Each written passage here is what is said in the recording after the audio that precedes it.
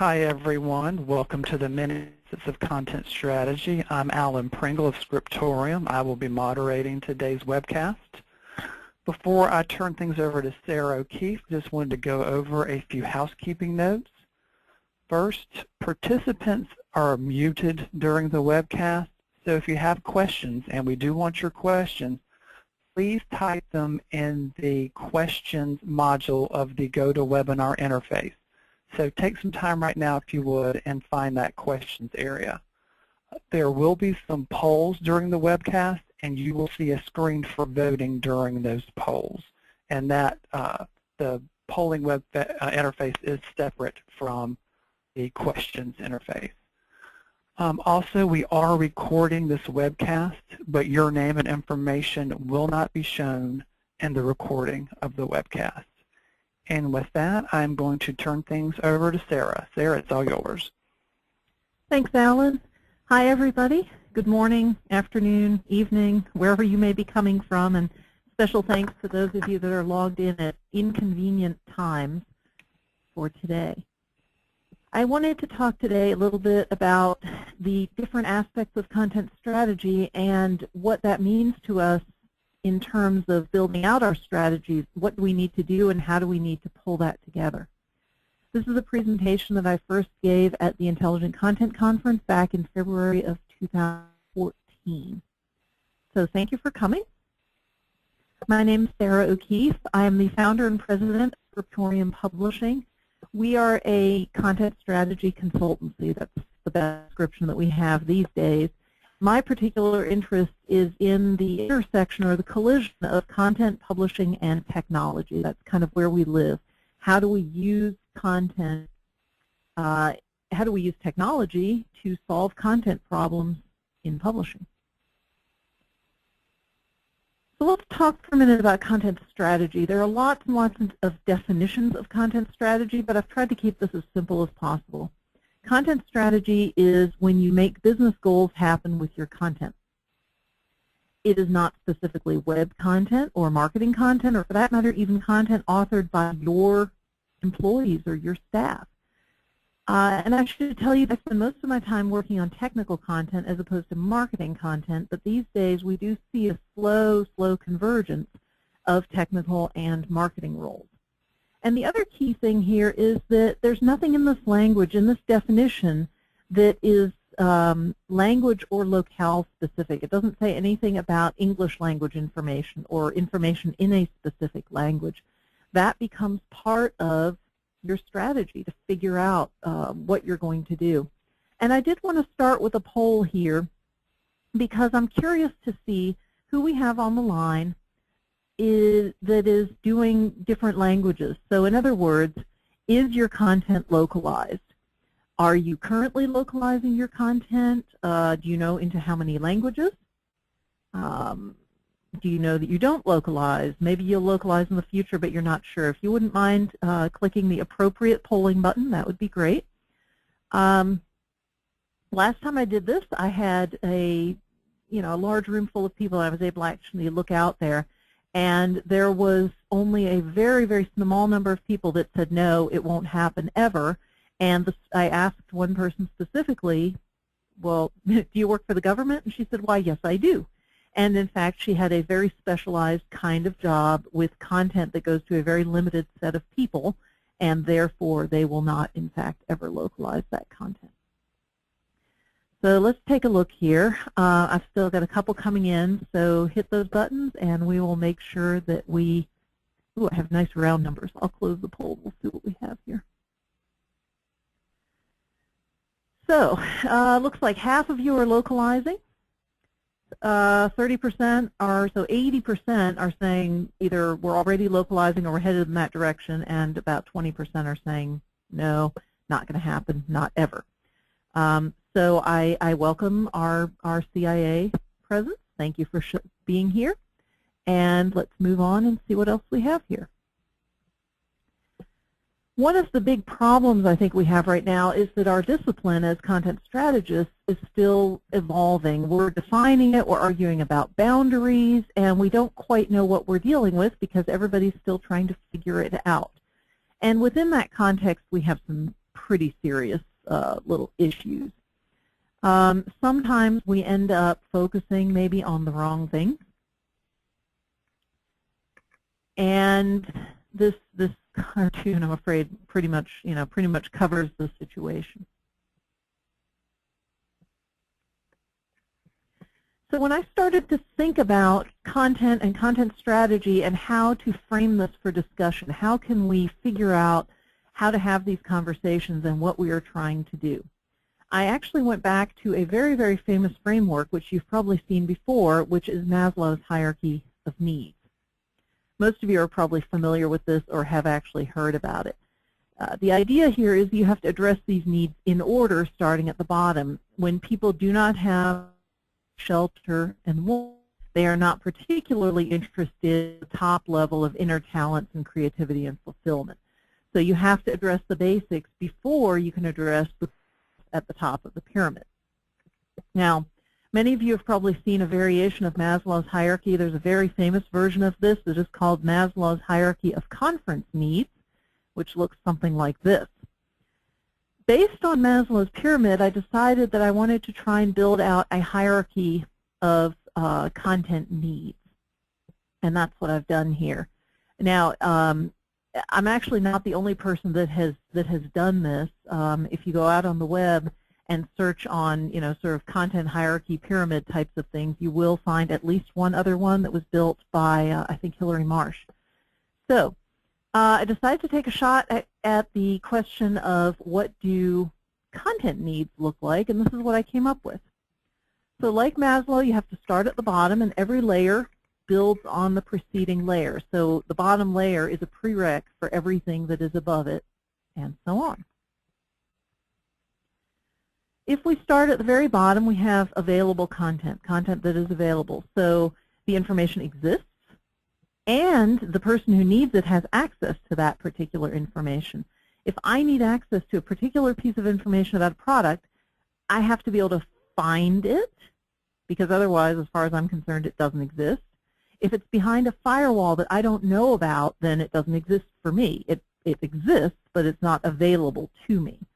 So making content available is step one. Now, how you make it available, you could push it via email, you can publish to the web, you can print, you can do a private site that people have to log into, but you have to make sure that people do have access and that it is available to them. Once we deal with the question of available, we move on to step two. And step two is accuracy. So available is good, but available and inaccurate is not quite so good. We could say that accuracy, being accurate, also includes things like grammatically correct and nicely formatted and other sort of decorations that improve the quality of the content. But the content needs to be accurate and not wrong, whether it's technically incorrect or it's a marketing piece that really crosses that boundary of overselling. You have to be pretty careful with accuracy. Is it appropriate?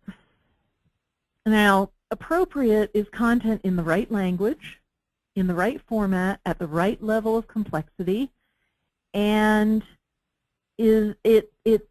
we combine the user's needs, what that user wants, with the delivery possibilities that we have. Technically, if you take a crappy PDF and put it on an FTP site somewhere, then that content is technically available. But it's not appropriate unless you have a very, very specific kind of audience. Appropriate is when you deliver that information in the way that's best for the user. Maybe it's a mobile-friendly HTML site, maybe it's an EPUB, but you really have to think about this. There's delivering content, and then there's delivering content well and appropriately. So this third layer is we've made it available, we've made it accurate, now we're delivering it in ways that make sense to our end user, that makes them happy. Above appropriate, you're going to have a connected layer. This is where you add engagement and social layers, and this is really, really hard to talk about without using horrific buzzwords. But what I'm looking for here is the ability for your reader to comment on your content. Maybe they can vote it up and vote it down. Maybe they can create their own content or edit your content or provide feedback. And you want to support your users probably, in engaging with your content. Again, there are some very specific scenarios where this is not something that you want to do. You want to avoid connectedness. Often, if you're in a highly regulated industry, this can be problematic. And finally, up at the top here, we have intelligent content. This is information that is not just a static piece of text, but information that can be manipulated in certain ways. Content that is personalized for each end user, an interactive service manual, the ability to filter information based on my needs, show me only the results in my language, show me only the results in the formats that I've asked for, show me only the results that are coming out of a particular part of the product, those kinds of things. So here we have the pyramid again with a couple of additional details on each one, a little description of each thing that we're dealing with here. And although I would argue that you really want to start at the bottom and work your way to the top, the poll that I've set up here is that I wanted to ask you where is your content in the hierarchy, and so that I didn't force you to actually specify a single layer, I've made these all checkable. So take a look at the poll, and what you can do here is check off all the things that your content is or is not doing. They are in, I think, reverse order of the pyramid. So I would expect to have higher numbers at the top, and then as we move down the pyramid, it might get a little bit lower. So let's take a look at what we get here and see how this comes along.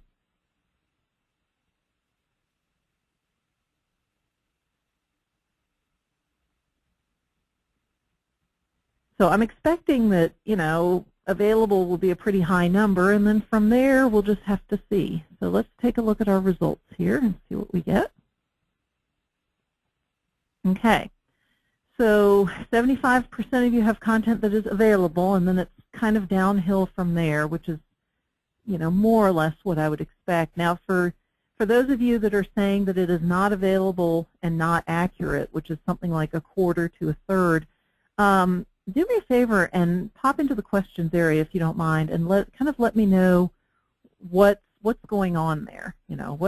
If your content exists but your end users can't get to it, or what kinds of things are we dealing with there?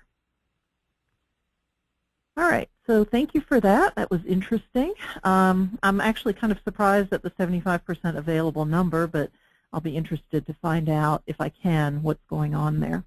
Now, this pyramid that I've built, I'm not suggesting that you have to do every single layer here, but I think you have to think about what you are or are not doing and make a conscious decision, as opposed to just sort of flailing along.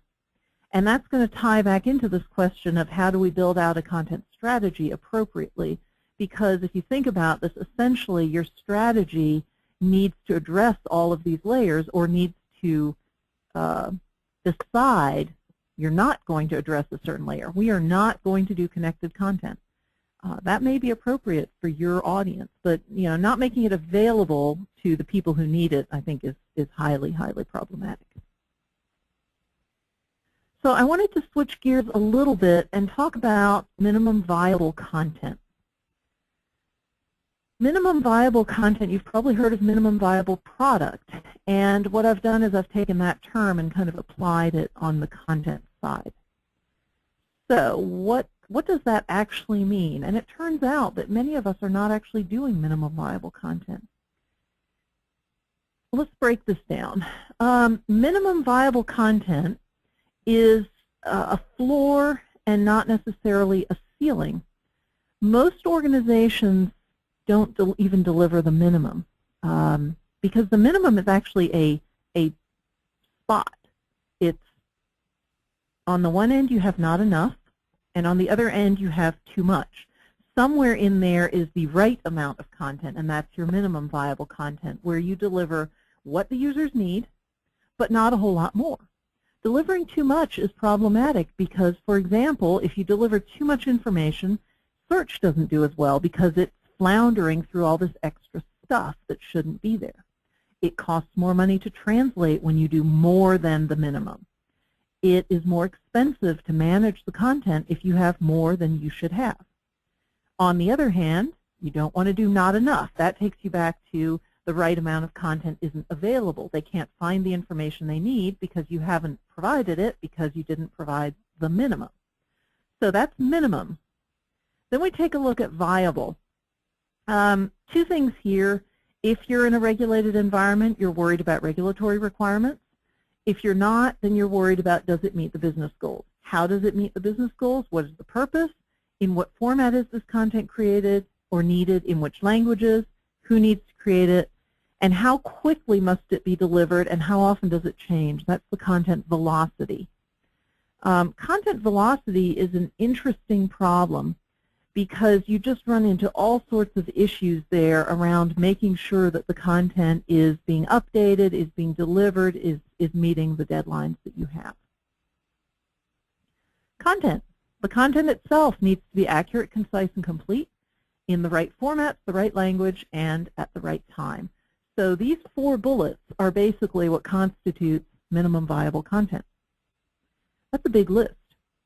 I mean, it's only 4 bullets, but actually achieving those 4 bullets is a big deal.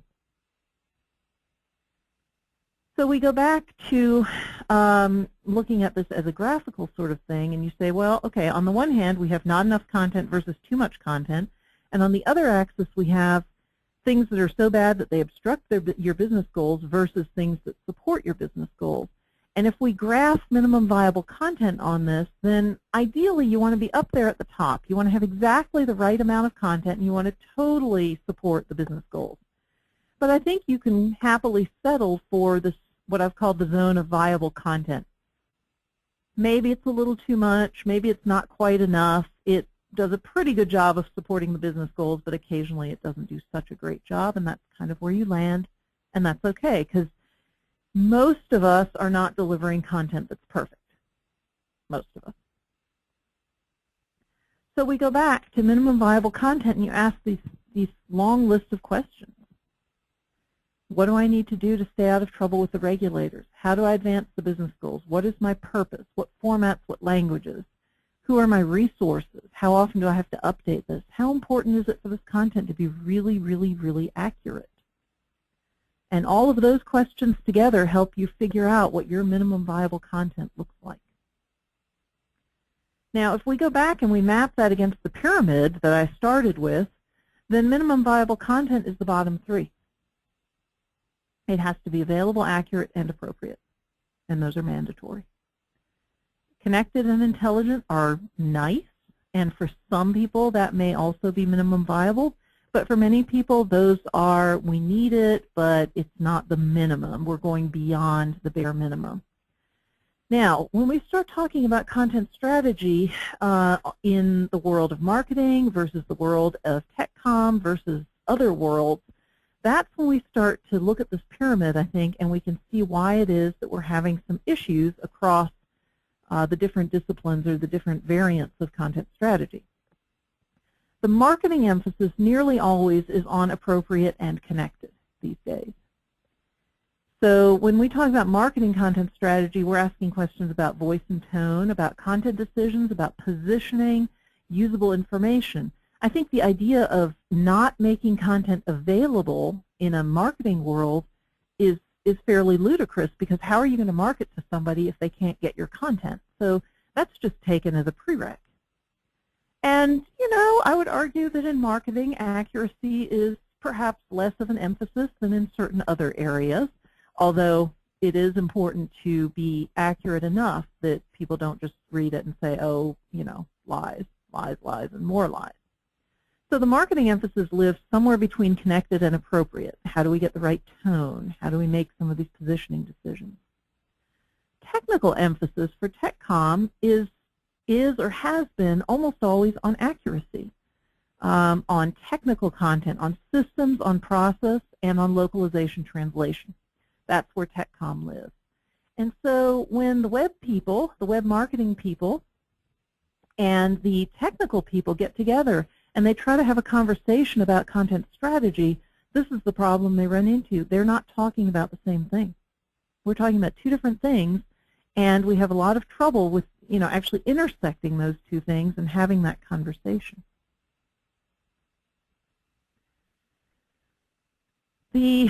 One of the laws of thermodynamics, it's been a long time, but one of them is essentially that entropy always wins, that systems tend towards disorder. So you have to keep working your way up the pyramid, and the inclination is always to slide down the pyramid. So if you want to move up and put more order into your system, that takes work, no matter what. It's always more work, and entropy is always working against you. The other thing that's worth looking at is that the important scalability increases as you go up the pyramid. As your content becomes more and more complex, you have more content, you have to worry about scalability. When you're delivering in 27 languages, you cannot do anything by hand. You just can't afford to. It takes too long. So you have to worry about scalability as you move up the pyramid and make sure that you're scaling your content appropriately. Now, of course, if you have tons of content just down in the available, also you have to worry about scalability. So when we talk about content strategy and the various facets that it has, each level of this pyramid has a chunk of content strategy at different parts of the pyramid. So down at the very bottom, we have things like delivery systems and information architecture. When we're worried about accuracy, which is the second level from the bottom, we're worried about review processes, subject matter experts, legal review, review by the executives in the organization. When we move up to appropriate, we're worried about voice and tone, we're worried about localization, we're worried about delivering the exact format that somebody wants. We go up another level to the connections, the connected part. That's where we start asking questions about user-generated content, about feedback, interaction, engagement, and that's where content marketing lives, is in that layer. And then at the very top, we have databases, interactivity, personalization, all the kinds of cool things that you can do with intelligent content. So you look at this pyramid, and it's really no wonder, because basically what's happened is that many of us specialize in a particular layer of the pyramid, or a couple of layers of the pyramid, but we don't know how to do all these things. I'm not sure I know anybody that knows how to do all of these things really well. Everybody's kind of at a specialization. But what we need to do is take a holistic view of all of these things and of how to use information to achieve your business goals. So we have to look at every level of this hierarchy and decide what we want to do at every level. Now, you don't have to be super outstanding at every single level, but at least we need to look at every level and understand what our priorities are there and how we're handling it. It has to be holistic. We can't just focus on voice and tone. We can't just focus on output formats. We can't just focus on translation localization. We really have to go through and put these things together and understand that our pyramids have layers and facets and different pieces. So, we're getting into these sort of hair-splitting issues, and this concerns me. Is this a pyramid? It's kind of square instead of triangular. Is that acceptable? I had an interesting conversation with somebody who said, I'm really frustrated because people keep calling me up and asking for information architecture services, and I don't do that. I do content strategy. And you could have a similar conversation with somebody who says, oh, I only do technical editing, I don't do technical writing, or I'm a marketing writer, not a technical writer, or whatever. The problem is that our customers don't know the difference. We know the difference between information architecture and web design, or between user experience and information architecture, but our customers don't, for the most part. Or when I say customers, people outside of the content world, people that don't live and breathe this content every day, have no idea what those fine distinctions are. And so I think it's really important for us to explain these things, and not to say, oh, I can't believe you called and asked me about information architecture. Well, we don't do that. We only do content strategy. The person on the other end of the phone is going, I have no idea what you just said. I don't know what the difference is between the two. I don't care. I just have this content problem, and I want you to fix it. So, I'm not going to, do localization management. That's not where my area of expertise is. But if a customer calls me up and asks for help with that, I can either point them to one of the other people on our team, or we can find somebody that can help with this. We're not going to send them away and say, we don't do that, shoo, go away. So I think we really need to focus much more on the overall goal that we're trying to achieve here, as opposed to the small picture. You know, we don't do that one. We only do this one very, very specialized little thing. All right, and with that, I have a nice short webcast. What questions do you have out there? We do have one to start, and that is, do you have any suggestions on how to deal with folks who use the idea of minimal viable content to do as little as possible? Well, I do have some ideas about what to do with them, but I don't think that was exactly the question. So, as I said, minimum viable content does not mean do as little as possible. And in fact, if you look at the poll, most of the people that responded to the poll on this webcast were not actually doing minimum viable content. You know, I think minimum viable content, it turns out, is actually a pretty high bar. And one way of looking at it is to say, this is the bare minimum that you have to do to basically not embarrass the organization, not make this content be a net drag on the organization. You know, we talk about content being an asset. Your content is an asset. You should give it care and feeding and take good care of it. Well, the flip side of that is if your content is sufficiently bad, it can be a liability. And I think that's where I would start the argument by saying you're not helping. You're actually making things worse. And that's not an acceptable thing to do, because we really need for this to work. We need this content to work for you and with you. And if you don't do that, we've got issues.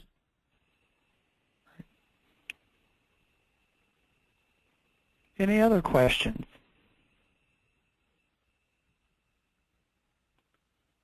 Well, that looks like that is it for questions today. It is the world's fastest webcast today. Yeah. So thank you all. If you have other questions that you want to ask offline, feel free. Send me an email. Oh, I have contact information somewhere. One moment. There it is. So that's our general email bucket here and my Twitter handle. There's all sorts of other ways of contacting me, but do, you know, feel free. We do have one last question, actually. Mm-hmm.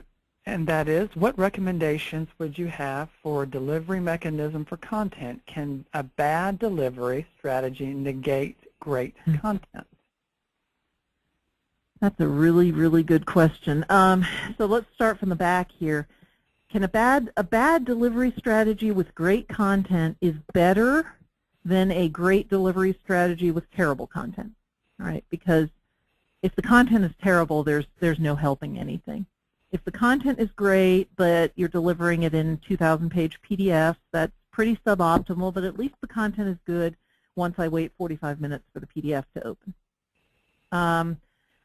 In terms of recommendations for delivery mechanism, that really, really depends on what you're doing and what your requirements are, what the organization needs to do. That's, you know, that's a big picture question. There's no single answer of you should do it this way. You know, this is the best delivery.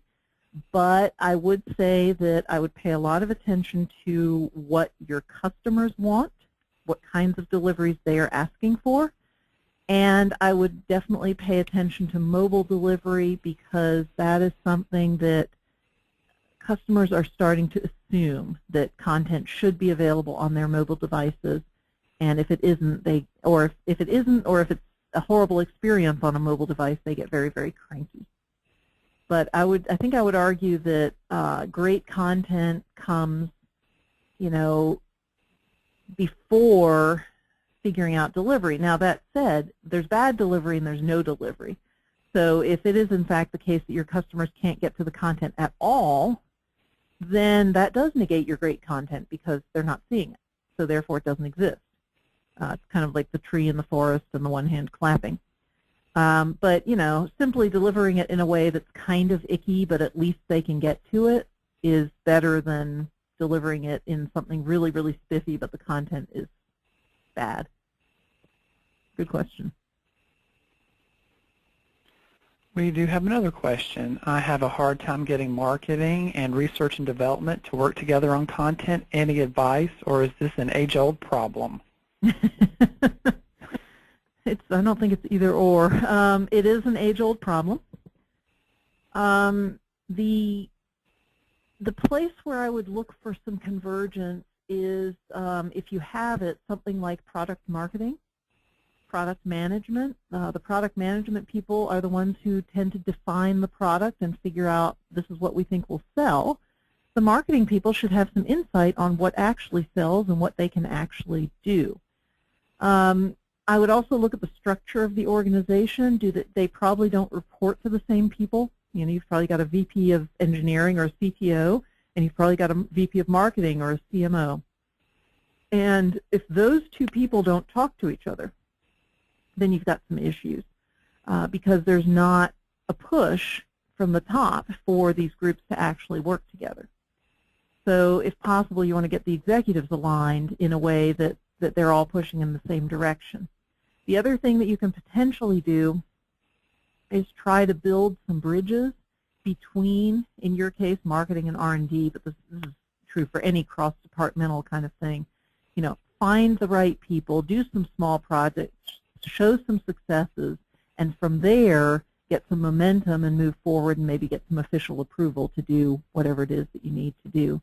But yes, it is an age-old problem, and it's a hard one. Okay, any other questions? We had two sneak in at the last minute. Anybody else?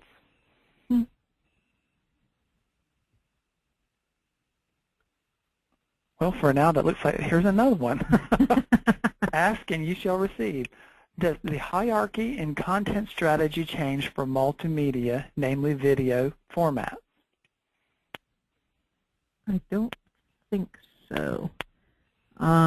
I don't know that I've looked at it quite that way, but I think, you know, multimedia video is just a format, and it has its pros and cons just like any other format. You know, availability of video is maybe a little more challenging than availability of text because you do have to make sure that people can actually run your video. So, and if your video is huge, then availability is going to be a problem if somebody is bandwidth constrained, so that's something to consider, but I don't think the hierarchy itself changes.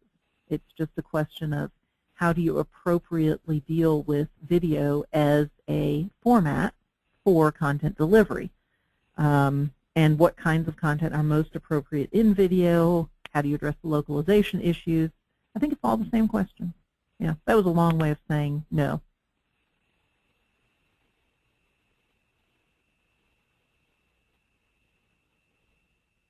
Okay, that looks like that is indeed it. Of course, saying that means someone will sneak another one in. Anybody else before we call it a day, evening, morning? Okay, I believe that is it. All right. Well, thank you all, and we will see you on the next one.